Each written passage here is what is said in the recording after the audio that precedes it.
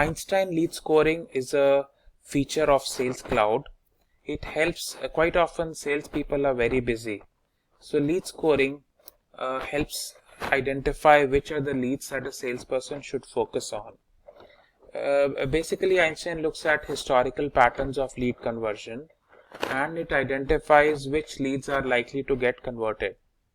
It looks at the fields that are impacting in the lead conversion. So for example, let's say the industry could impact the likelihood of a lead being converted, or the size of the company could impact the likelihood of the lead to be converted. So based on the historical conversion patterns, it provides a score to all the leads. A high score indicates that the lead is hot, and then sales team can focus on the appropriate leads which have higher scores. So that way, the Einstein lead scoring can directly impact the productivity of the sales team.